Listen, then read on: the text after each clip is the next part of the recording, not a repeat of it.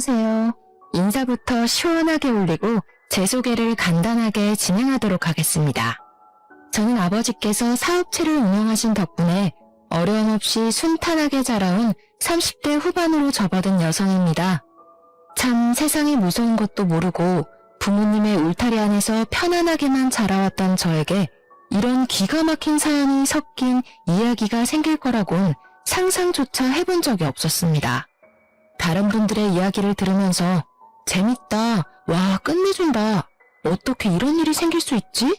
라고만 생각을 했었는데 그 일이 저에게도 생길 수 있는 일이더라고요. 정말 다시 한번 생각해도 지난 몇 년간의 기억을 싹 지우고 싶을 정도로 저에게 치가 떨리는 사건, 사고들, 그 모든 걸 견뎌낸 제가 대견스럽게 여겨질 정도랍니다. 저에게 참 가슴 아픈 일이기도 하고 두 번 다시는 일어나서는 안 되는 최악의 상황이라 정말 이렇게 글로 남기는 것이 잘하는 짓인지 헷갈릴 정도이긴 합니다. 하지만 가슴속에 응어리를 내버려 두면 큰 병이 된다는 소리를 듣고 저도 응어리를 던져버리고 새 출발을 하면 좋겠다는 마음이 들어 이곳을 찾아오게 되었습니다. 기쁨을 나누면 2배가 되고 슬픔을 나누면 반이 된다는 소리처럼 제 이야기를 여러분께 나눠드리고 조각내서 작게 만들어 털어내고 싶습니다. 그러니 저와 함께 제 이야기를 끝까지 들어주시고 제가 이 모든 악의 덩어리를 털어낼 수 있도록 용기를 주신다면 정말 감사할 것 같습니다. 처음 소개드렸던 것처럼 저희 아버지는 사업체를 운영 중이신데 저에게 운영 중이신 공장을 물려받았으면 좋겠다고 늘 말씀을 하셨지만 사실 저는 공장 일에는 익숙지 않은 사람이었습니다. 제가 일을 하고 있는 회사가 공장들과 밀접한 관계가 있긴 했는데 저희 아버지는 제가 혹시라도 구설수에 휘말리게 될까봐 저희 회사와는 거래를 하지 않고 계셨습니다. 근데 우리 회사 입장에서는 아버지의 공장이 큰 공장이다 보니까 거래를 트고 싶어 안달이 나 있는 상태였고요. 그러던 어느 날 회식 자리가 끝나고 집에 가기 위해 인사를 나누고 있는데 저희 아버지 공장 사람들도 근처에서 회식이 있었나 보더라고요. 그래서 제가 먼저 공장 이사님께 아는 척하는 거 비밀이라고 제가 아버지 딸인 거 알게 되면 회사에서 얼마나 귀찮게 할지 상상조차 되지 않는다 이야기를 하고 뒤를 딱 돌았습니다. 근데 저희 회사 팀장님이 제 뒤에 떡하니 서서 입을 벌린 채 저를 보고 계시는 게 아니겠습니까? 순간 등줄기에서 식은땀이 주룩 흐르더라고요. 저에게 지수씨 땡땡 공장 사장님 딸이야? 하고 물어보는데 팀장님께 제발 비밀로 해달라고 간곡하게 사정사정을 했습니다. 다음 날이 되어서 소문이 퍼다하게 나면 어떡하지 하고 끙끙 앓았는데 다행히 며칠의 시간이 흘렀음에도 아무런 문제가 없었고 저는 팀장님을 신뢰하게 되었습니다. 그러던 어느 날 팀장님께서 저를 호출하셨고 올 게 왔나 하고 고민을 했었는데 팀장님이 저에게 작은 꽃다발을 하나 주시는 게 아니겠습니까? 그동안 저에게 관심이 있었는데 제가 땡땡 공장 딸이라는 걸 알고 거리감이 느껴져 포기를 하려고 했다가 마음 정리가 안 돼서 고백을 하신다는 겁니다. 팀장님의 진솔한 고백에 저는 슬쩍 넘어가게 되었고 서로 조금씩 알아가는 시간을 가지자며 데이트를 하게 되었습니다. 그렇게 한 번, 2번, 3번 만나다 보니 연인이 되었고 그 인연이 쭉 이어져 저희는 부부가 되었습니다. 짧다고 생각하면 짧을 수 있는 1년이라는 기간 동안 만났지만 이 사람과 부부가 된다는 것에 대한 후회는 전혀 없었습니다. 시댁에 인사를 드리러 갔을 때 시부모가 저를 쌍수를 들고 환영을 해주시는데 솔직히 몸둘 바를 모르겠을 정도로 우리 복덩이 하면서 저를 챙겨주셨습니다. 사실 제가 살짝 낯을 가리는 성격의 소유자였는데 시모가 저에게 복덩이 하니까 기분이 좋기는 했습니다. 하지만 뭔가 너무 오버를 하는 것 같아서 부담스러웠어요. 밥을 먹을 때도 뭘 먹나 계속 옆에서 지켜보고 옷을 쭉 훑어보시면서 이건 어디 브랜드냐, 어디서 샀냐, 백화점에서 샀냐, 얼마 주고 샀냐. 부담감을 넘어서서 진짜 그 자리에서 사라질 수 있다면 사라지고 싶다는 생각이 들 정도였습니다. 시모가 너무 적극적이라 어떻게 대해야 할지 모르겠더라고요. 시댁과의 식사 자리가 끝나고 남편이 조용히 저에게 물어보더라고요. 혹시 자기네 집이 좀 부담스러웠냐고요. 제가 너무 어색해 보였대요. 우리 엄마는 당신 본다고 상당히 들떠있기도 했고 신나 있었는데 혹시 우리 집이 너네 집보다 못한 집안이라고 생각해서 무시하고 그러는 거 아니지? 네가 만약 집안 재산을 가지고 사람 무시하고 있는 부류라면 나 너무 서운하고 실망스러울 것 같아. 저는 그냥 성격상 시모의 외향적인 모습이 부담스러웠던 것인데 자꾸 자기 집을 무시하는 것 같다고 저를 몰아세우니까 저도 억울하더라고요. 그런 거 당연히 아니에요. 제가 당신을 무시할 것 같았으면 왜 결혼을 하겠다고 대답을 했겠어요? 그래도 영 기분이 언짢네. 그리고 왜 이렇게 예민하게 대답을 하고 그래? 나는 그냥 당신이 우리 엄마한테 살갑게 굴었으면 좋겠다고 생각하는 거지. 아니, 제가 뭐 딱 한 번 세게 따져 물었다고 바로 예민하다고 말하는 게 참 어이가 없었죠 뭐. 시모의 외향적인 성격 말고도 시댁에는 또 하나의 문제가 있었는데 남편에게 여동생이 하나 있었는데 할 줄 아는 것이 하나 없는 백수였습니다. 그런데 여동생에게 오래 만난 남자친구가 있었더라고요. 빨리 결혼하고 싶다고 노래를 부르고 있었는데 시댁에서는 경사에도 순서가 있다고 신우의 결혼을 미뤘던 것이었습니다. 그날 시댁에서 인사를 드리고 나오는데 신우가 저를 따라 나오더니 제 손을 꼭 잡고 이런 소리를 하더라고요. 언니 덕분에 저도 8년 만난 남자친구랑 결혼할 수 있게 됐어요. 정말 고마워요. 제가 앞으로 우리 엄마가 시치 노릇 하려고 하면 다 막아줄게요. 진짜 잘 지내보고 싶어요, 언니. 저만 믿고 따라오세요. 아셨죠? 그러면서 뭐 자기는 요즘 시대의 여성이니까 신우짓도 안 할 거고 언니랑 친하게 지낼 거라고 말을 하는데 저는 솔직히 그런 신우도 조금 부담스러웠습니다. 아무튼 뭐 그 이후에 남편이랑 저랑 결혼 준비에 돌입을 하게 되었는데 양가가 처음 만나는 상견례 자리에서 시부가 그런 소리를 하더라고요. 사돈어른이 사업을 하시니까 손님도 대부분 사돈어른 손님이 아닐까 싶은데 저희는 뭐 사회생활을 한 게 아주 오래전 일이라 올 손님이 별로 없습니다.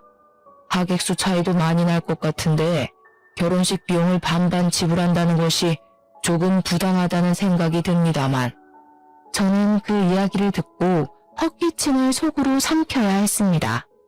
아니 올 손님 없다는 게 자랑도 아니지만 그걸 대놓고 말을 하는 것도 좀 어이가 없었거든요. 제가 겉으로 티를 내지는 못하니 저희 부모님의 안색을 조금 살폈는데 아버지께서도 한심하다는 듯한 표정을 순간 지으셨습니다. 물론 사업을 하시는 분이니 표정을 빠르게 갈무리하긴 했지만 뒤이어 나오는 시부의 말에 아버지께서 얼마나 황당한 기분을 느끼셨는지 알 수가 있었습니다.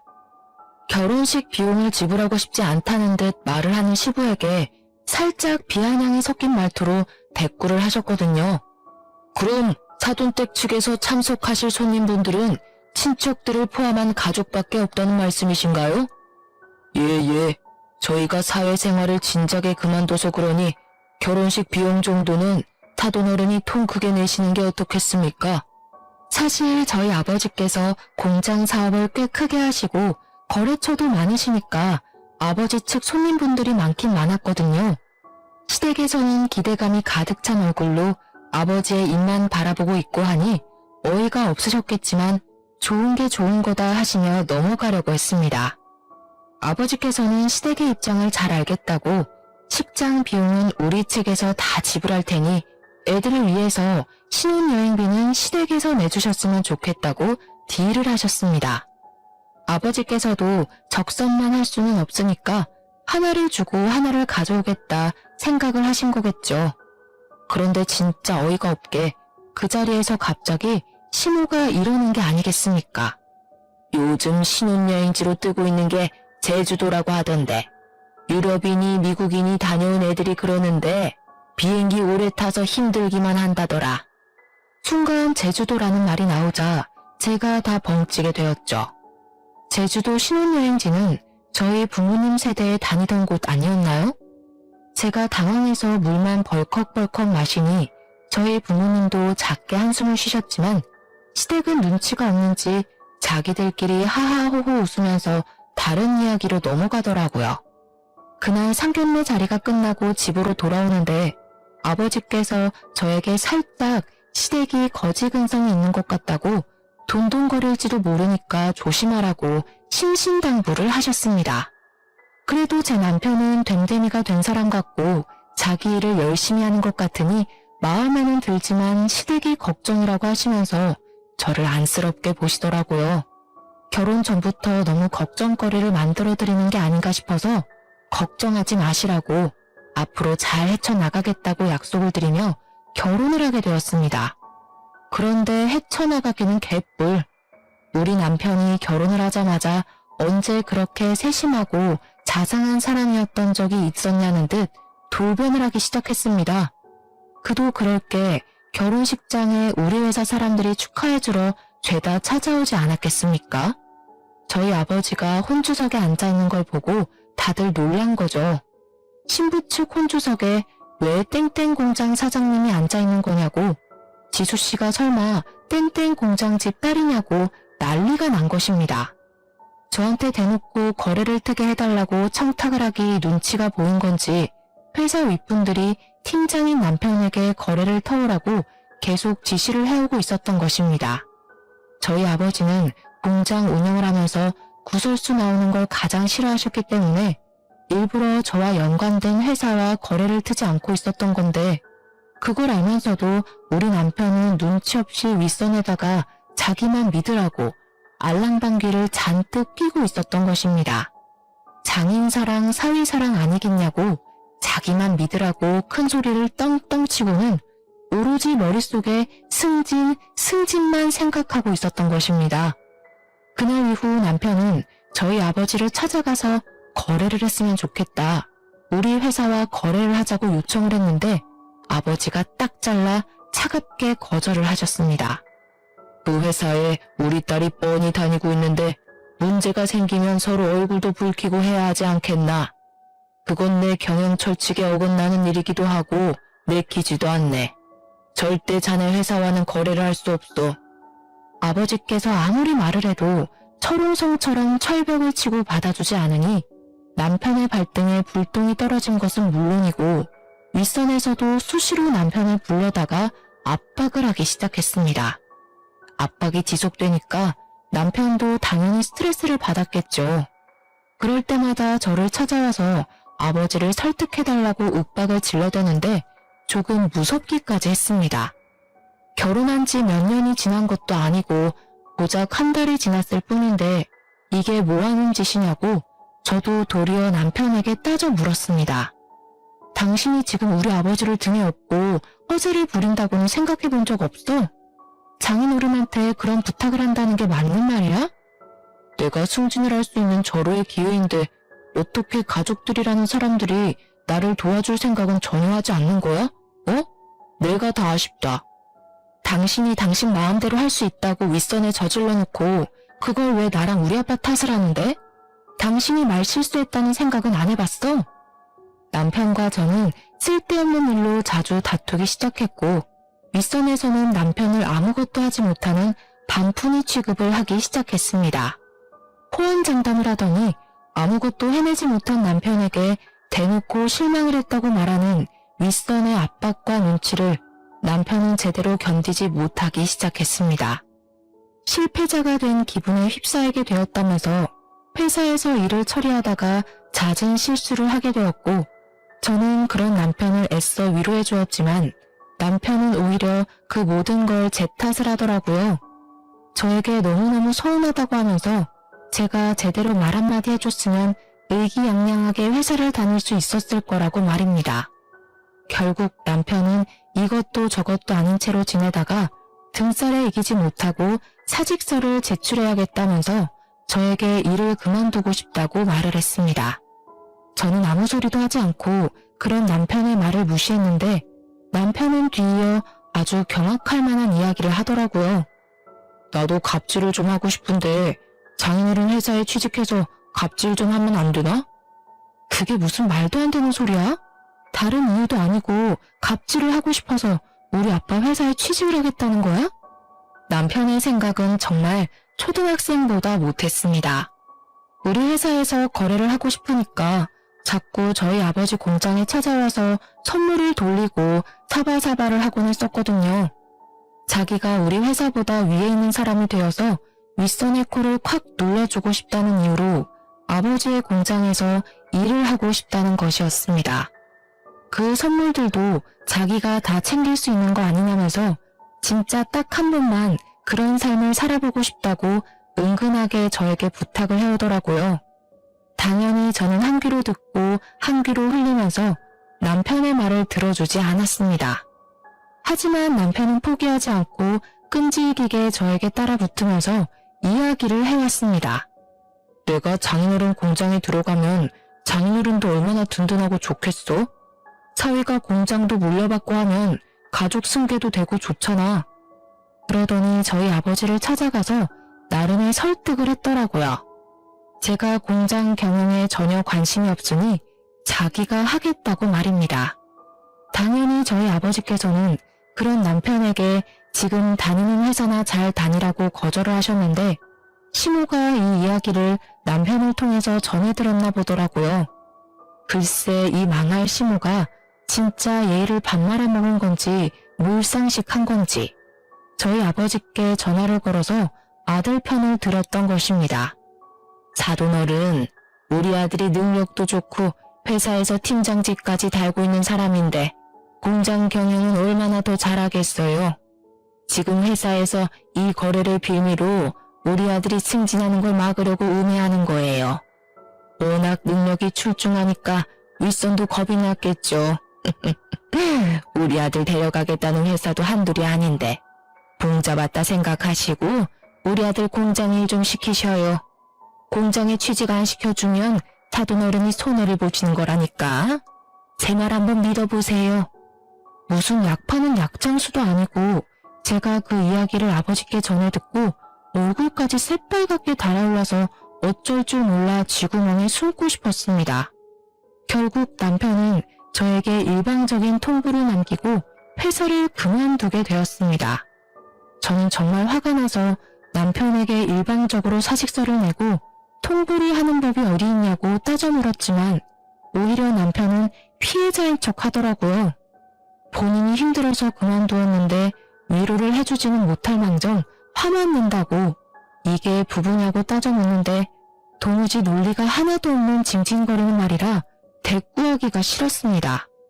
그 뒤로 남편은 아버지께 3개월이라는 시간을 내내 조른 덕분에 아버지께서 결국 두 손 두 발을 들고 공장에 와서 일을 배워보라고 허락을 해주셨습니다. 남편이 정말 정신나간 놈인 게 첫 출근을 하자마자 사장실에 당당하게 들어가서는 자기 자리가 어디냐고 물어봤다는 겁니다. 아버지께서 너무 황당하고 어이가 없어서 공장에서 일을 하려면 밑바닥부터 일을 해서 실무를 배워야 할 것 아니냐고 남이 떠먹여주길 기다리지 말라고 하셨다고 합니다. 요즘 누가 밑바닥부터 일을 합니까? 실무자가 따로 있는데 바로바로 경영인계 수업 받는 거 아니에요? 제 자리 하나 마련해 주세요. 그런 마음으로 시작할 거면 애초에 시작하지 않는 게 좋겠구먼. 당장 나가주게. 에이 장인어른 너무 삭막하게 그러지 마세요. 농담한 겁니다 농담. 그래서 저 어디 가서 일하면 될까요? 농담을 할 말이 따로 있지. 아무튼 남편은 뻔뻔하게 공장 실무자들 틈에 섞여서 일을 하기 시작했고 그래도 군소리 없이 공장 일에 잘 적응해서 일을 하는 듯 보였습니다. 그렇게 6개월이라는 시간이 더 흘렀을 어느 날 시댁에서 얼굴 좀 보자고 하시길래 찾아갔더니 신우가 저를 보고 버선발로 뛰어나와서 고맙다고 인사를 하더라고요. 저는 제가 신우에게 따로 뭐 해준 일이 없어서 왜 고마워하는지 의문인 얼굴로 신우를 쳐다보았습니다. 언니, 왜 아무것도 모르는 얼굴이에요? 언니가 우리 예비신랑 취직시켜준 것 아니었어요? 사돈댁 공장에서 일한 지 2달 됐는데 모르셨어요? 저는 옆에서 어깨를 촥 펴고 있는 남편에게 이게 무슨 소리냐고 물어보았더니 남편이 당당하게 자기한테 고마워하라고 말을 하더라고요. 남편이 공장에서 무슨 짓을 하고 다니는 건지 놀래서 따로 알아보니까 글쎄 자기가 공장의 차기 주인이라고 말을 하고 다니면서 직원들에게 자기 라인을 타라고 했다는 겁니다. 지금 사장은 어차피 늙었으니 곧 은퇴를 하게 될 거고 그러면 자연스러운 수순으로 자기가 공장을 물려받게 될 것이라고 하면서요. 그러면서 인사팀에 친한 사람들 만들어두고 자기 지인들 몇 명을 몰래 취업까지 시켰던 것이었습니다. 아버지께서 할 일이 워낙 많으시니 직원들 뽑는 것까지 하나하나 관여를 하지 않으시니까 남편이 가운데서 그런 짓을 하고 있었던 것입니다. 그렇게 1년이라는 시간이 더 지나는 동안 저와 남편의 사이는 점점 더 막장으로 변질되었습니다. 남편은 공장에서 자기 라인의 사람들을 키워가며 아버지와 제가 모르는 본인의 세력을 키워나가고 있었습니다. 엎친 데 덮친 격으로 저희 아버지께서 너무나도 갑작스럽게 당뇨의 합병증까지 찾아오게 되면서 출퇴근을 하시는 것도 제대로 하실 수 없을 정도로 쇠약해지셨습니다. 남편과 제 사이가 나빠지고 남편이 공장에서 세력을 키워나갈수록 시부모와 신우 또한 저에게 빈정거리기 시작했습니다. 이 사람들이 참 올챙이적 시절은 생각도 못하는 거죠. 너는 앞으로 시댁에 더 잘하도록 해라. 우리 아들이 너네 아버지 뒤를 이을 건데 너도 이제 회사 그만두고 내조를 하는 게 어떻겠니? 저도 지금 제일 잘하고 있는 중이에요. 다음 달에 승진을 할 것 같기도 하고요. 승진을 하면 뭐하니? 우리 아들이 곧 공장장이 될 건데. 그러면 넌 그냥 옆에서 예쁜 인형처럼 조신하게 굴기만 해도 돈이 굴러 들어올 것 아니야. 어머님, 그게 무슨 말씀이세요? 저도 저 나름대로의 직업의식을 가지고 일을 하고 있다고요. 그래봐야 푼돈이면서 너 얼마 전에 우리 딸 결혼 선물로 고작 화장품 몇 개 사줬다며? 우리 사위가 공장에서 일을 하고 있으니까 선물로 전모자리 하나 주라고 해라. 사돈 어른 돌아가시고 나면 어차피 물갈이도 싹 될 텐데 가족끼리 한 자리씩 차지하면 서로 좋지 않겠니? 전모자리는 연봉이 억 단위겠지? 너무 좋겠다. 언니 결혼 선물 이야기가 나와서 말인데 나 외제차 한 대 사주면 안 될까? 그래, 그 정도 통 크게 굴어야지. 무려 공장장 부인이 될 건데. 나는 요즘 알보석이 그렇게 예쁘더라. 며느리 덕 좀 보자. 시댁 식구들은 마치 저에게 돈이라도 맡겨놓은 사람처럼 동동거리며 제가 뭐 하나라도 더 해주기를 기다리고 있었습니다. 저는 시댁의 그런 뻔뻔한 모습에 치가 떨리게 되었고 변해버린 남편까지 적응이 되지 않아서 하루하루 피가 마르는 일상을 살고 있었습니다. 아버지의 병환이 점점 깊어지자 시댁은 벌써 공장이 자기들 것이라도 된 듯 당당하게 굴었고 저희 어머니께도 막말을 퍼붓고는 했습니다. 안싸돈, 앞으로 공장이 저희 집안으로 넘어오게 되면 저희가 매달 섭섭지 않게 용돈은 좀 챙겨드릴게요. 그래도 한 달에 50만 원 정도 드리면 생활하시는데 큰 불편함은 없지 않을까요? 딸한테 얹혀 살 순 없으니 일은 하셔야겠네. 저는 그런 시댁에게 무척이나 화가 났고 어떻게든 시댁에 복수를 하고 싶다는 마음이 스멀스멀 피어올랐습니다.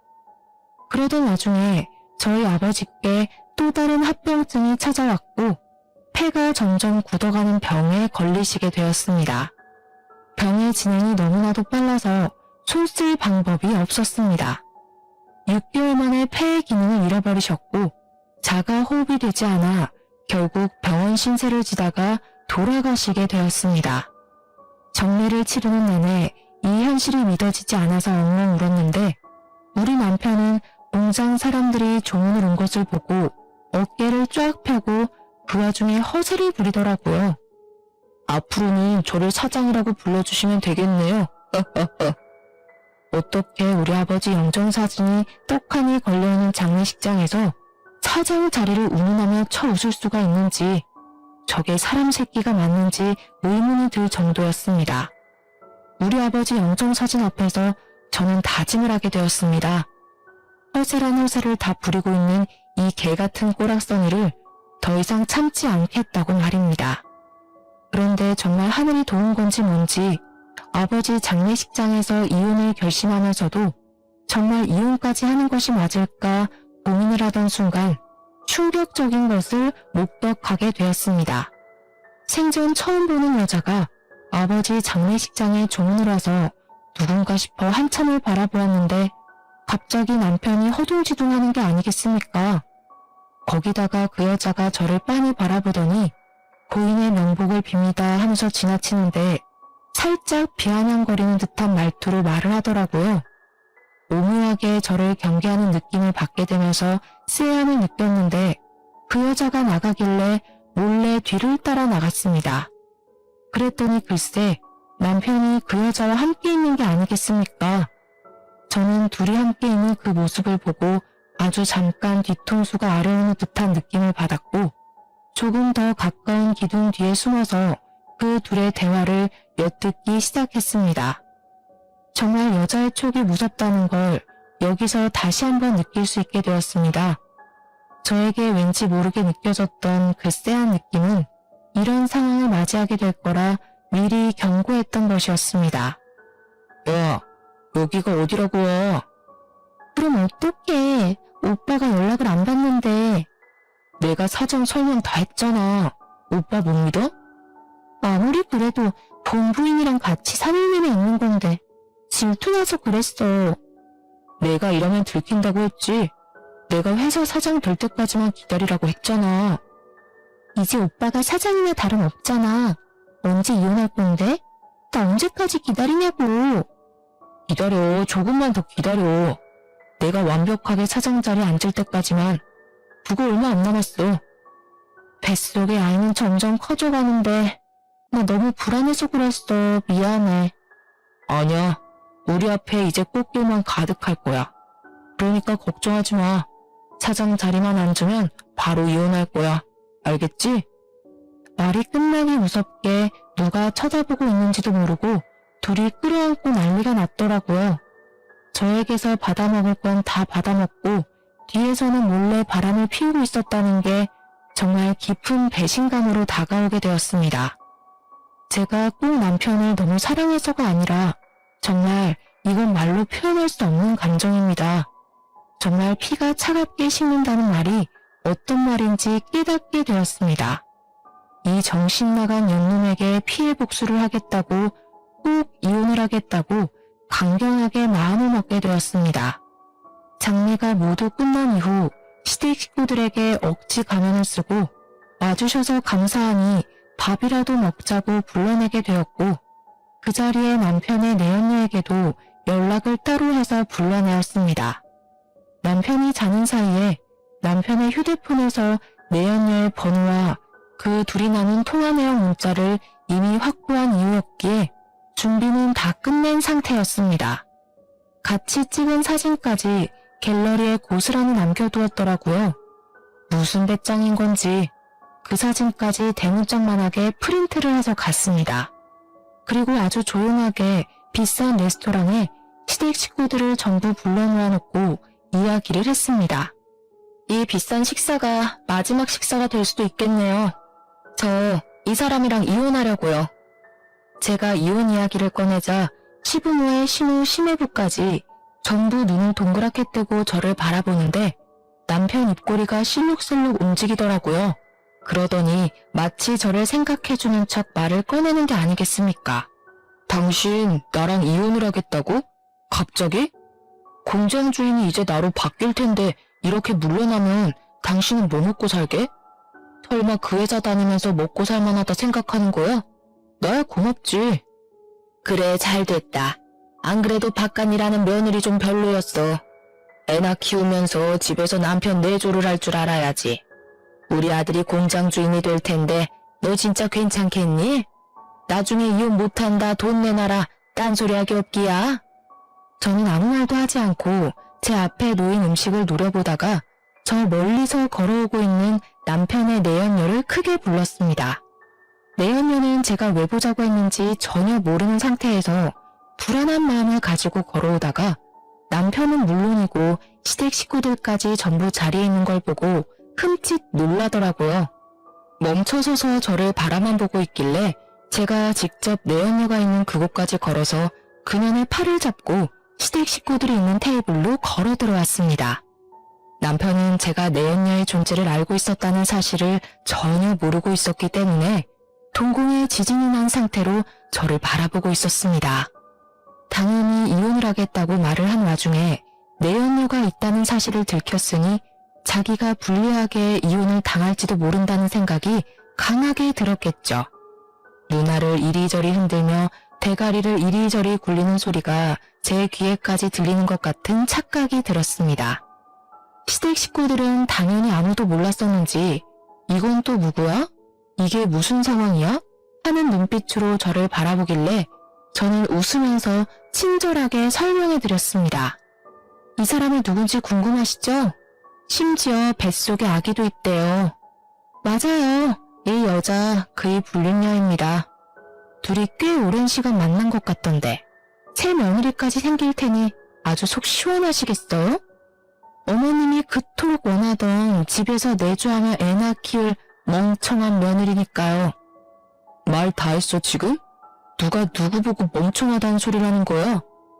남편은 뻔뻔하게 나가기로 결정을 내린 건지 저에게 버럭했고 시부모는 내연녀가 임신을 했다고 하니까 오히려 내연녀를 감싸고 돌더라고요.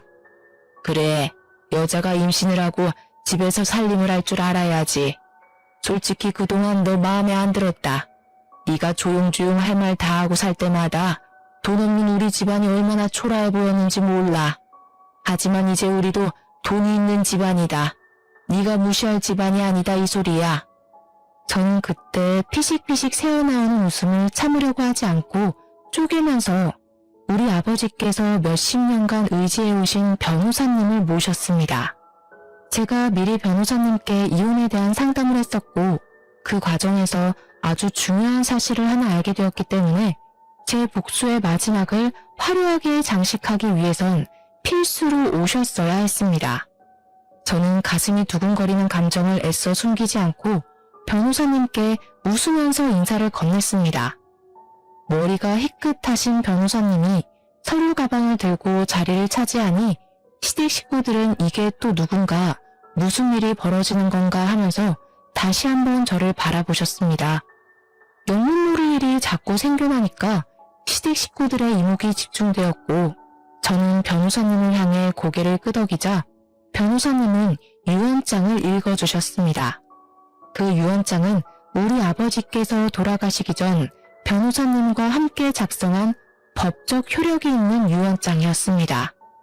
고인이 되신 김병찬 사장님의 유언을 전달하겠습니다.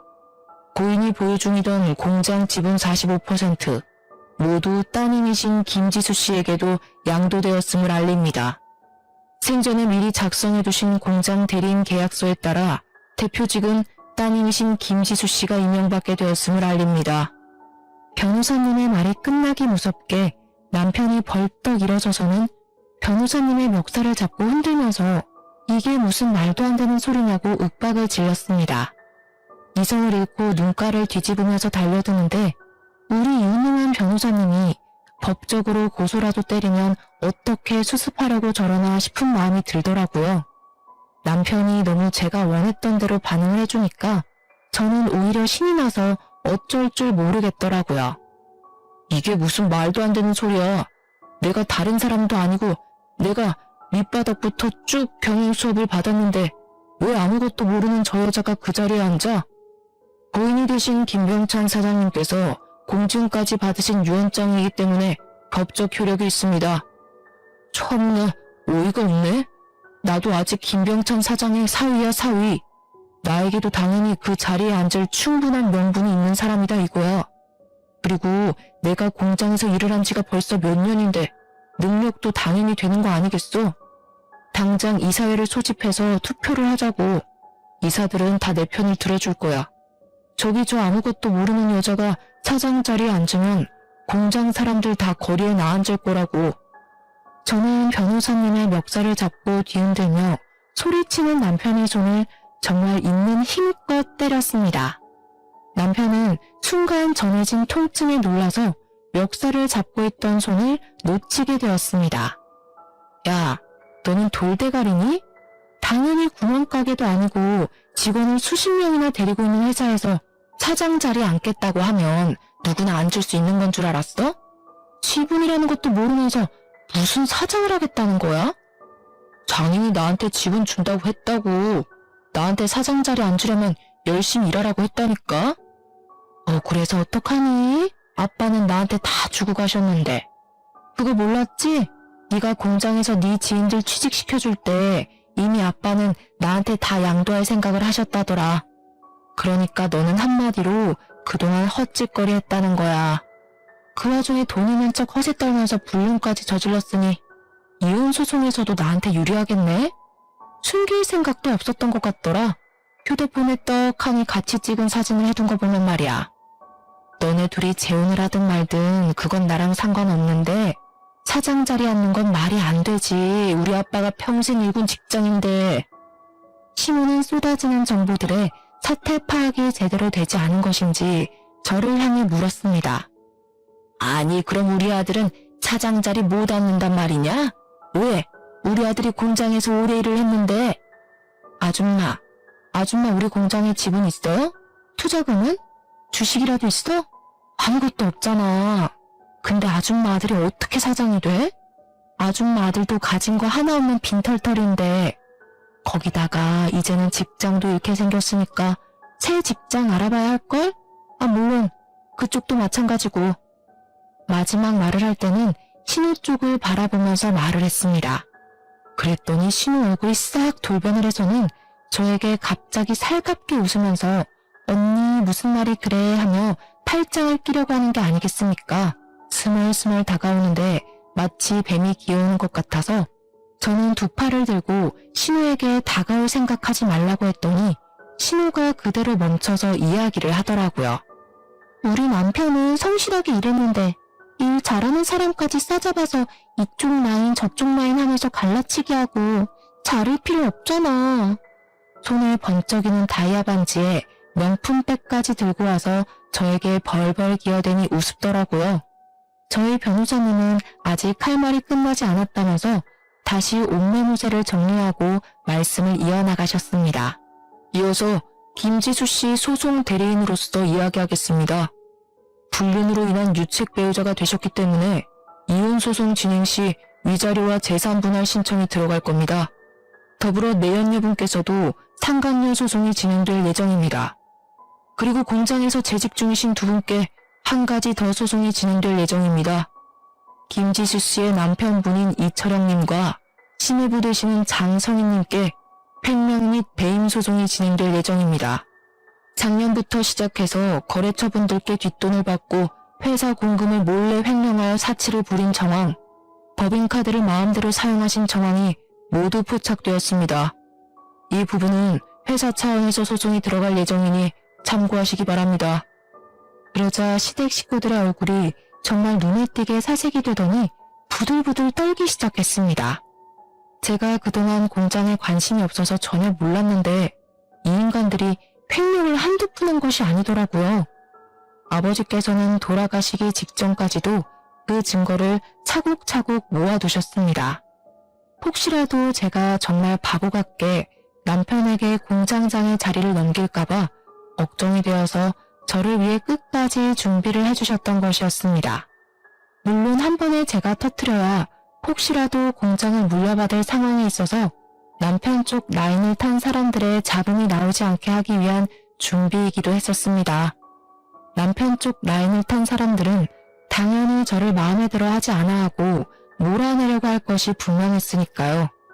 그만큼 저희 아버지께서는 저를 사랑하셨고 본인이 평생 일궈놓은 공장을 소중하게 생각했다는 증거이기도 했습니다.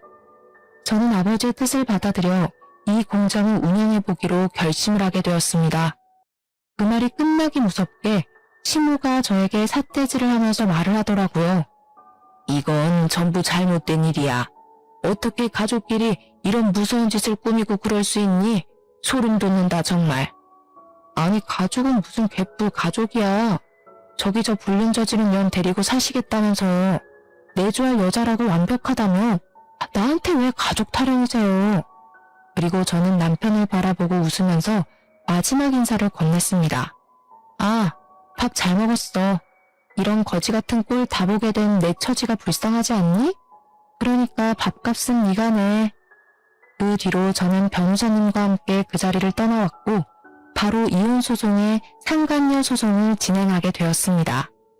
재산 분할 같은 경우에도 다행히 상속 재산은 분할 대상에 포함되지 않아서 제가 남편에게 더 뜯어낼 수 있게 되었습니다. 끝까지 억울하다면서 저에게 이혼을 못 해주겠다며 남편은 강짜를 부렸지만 유책 배우자가 그쪽인데 어떻게 이혼을 해주지 않을 수가 있겠습니까? 법원도 당연히 뻔뻔한 시댁에게 어이가 없다는 듯 저의 편을 들어주었습니다. 횡령 사건 같은 경우도 마찬가지였습니다. 야금야금 해먹은 돈이 오죽 많고 증거가 명확한 덕분에 남편과 심해부는 나란히 쇠고랑을 차게 되었습니다. 당연히 심우고 배가 슬슬 나오기 시작한 내연녀고 심우고 저를 찾아와서 합의를 해달라고 어떻게든 막노동을 해서라도 갚겠다고 울고불고 사정을 하더라고요. 범죄 기록에 빨간 줄이 그어지게 되었으니 앞으로 어느 회사도 취직을 해서 일하기 어려워질 것이 분명하지 않겠습니까? 그러니 합의라도 해야 한다고 생각을 했는지 돈 갚겠다는 말만 주야장천 하더라고요. 진심이 느껴지지 않았습니다. 그래요? 내일까지 돈 해올 수 있어? 장기라도 팔아서 준비해 올래? 아니면 나도 못 기다려줄 것 같은데. 내가 왜 당신들 편의를 봐줘야 하지? 당신은 동정심도 없어? 내 뱃속에 아이가 들어있다고. 어머머, 불륜의 씨앗이 들어있다는 거 잘 알겠어. 근데 내 새끼는 아니잖아. 내가 동정해야 할 이유도 당연히 없고 이만들 꺼지세요. 경찰에 신고하기 전에. 결국 합의는 이루어지지 않았고 남편과 심해부는 교도소에 수감이 되게 되었습니다. 저를 몇 번이고 찾아와서 잘못했다고 빌었다가 사람을 매정하다고 화를 냈다가 반복하던 시댁 식구들을 처치하기 위해 결국 접근 금지 명령을 받게 했습니다. 끝까지 뻔뻔한 얼굴을 들이미는데 치가 떨리더라고요. 그 이후에 저는 우리 변호사님과 계속해서 사건의 승소를 이끌어 갔습니다. 덕분에 변호사님과 얼굴도 자주 보고 대화도 자주 하다 알게 된 사실인데 변호사님에게 제 또래의 아들이 있다는 사실을 알게 되었습니다. 이혼 소송에 횡령 사건까지 마무리하니까 2년이라는 시간이 후다닥 넘어갔는데 그 시간 동안 변호사님 아들도 몇 번 만나게 되었습니다. 한 번, 두 번 우연한 만남으로 인연이 닿았고 저는 변호사님 아들과 연애를 시작했고 지금은 결혼식을 앞두고 있는 중입니다. 똥차 가고 벤츠 온다고 하지 않겠습니까? 무능력한 인간이랑 살다가 정말 능력 있는 사람 만나니까 세상이 다르게 보이더라고요. 미국에서 MBA 과정을 마친 경영 인재인 새 남편이 우리 공장의 경영 상태를 파악해주고 저를 도와 함께 경영을 도와주기로 약속을 했습니다. 제가 아무것도 모르는 상태로 뛰어들었기 때문에 전문가의 도움이 필요했는데 마침 새 남편의 전공이 그 분야이니 찰떡궁합이지 않겠습니까?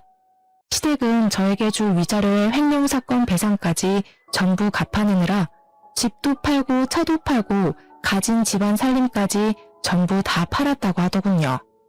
그런데도 돈이 부족해서 유예 기간을 달라고 공장에 사정사정을 해왔습니다. 저는 법대로 하겠다고 돌려보냈습니다. 드디어 결혼식을 2달 앞두고 있습니다. 제가 이혼녀라서 솔직히 예비시댁에서 저를 반가워하지 않을 수도 있다고 생각을 하긴 했는데 그 걱정은 기우였습니다. 예비 신부인 변호사님은 저를 반대할 이유가 전혀 없다고 하셨고 예비 신부 또한 저에게 고생 많았다며 앞으로 따뜻한 집이 되어주시겠다고 하셨습니다. 사람의 과거는 중요하지 않다. 그 과거가 생긴 것도 제 탓이 아니라고 넓은 마음으로 저를 감싸주셨습니다. 저도 모르게 그 자리에서 눈물을 조금 흘렸는데 그 모습조차 진정성 있게 느껴졌다며 저에게 한 가족이 되어 너무 좋다고 환하게 맞이해 주셨습니다. 참 고생 끝에 낙이 온다고 저에게 이런 대단하고 넓은 가슴을 가진 시댁이 생길 줄은 꿈에도 몰랐습니다. 저는 새로운 예비시댁과 성향이 잘 맞고 서로를 세심하게 잘 챙기며 앞으로 분위기 좋게 평생을 함께 하겠다고 다짐하게 되었습니다. 진정한 짝을 만난 기분이라 행복하다고나 할까요? 염치 없는 격이 맞지 않은 예전 시댁을 생각하면 아직도 토악질이 나올 것 같습니다. 하지만 앞으로는 정말 새 남편과 함께 아이도 낳고 오순도순 공장 운영도 하며 잘 지내보려고 합니다. 여러분들도 저처럼 행복이 가득하시고 또 저의 행복을 응원해 주시면 감사하겠습니다. 저의 긴 사연을 들어주셔서 다시 한번 감사드립니다.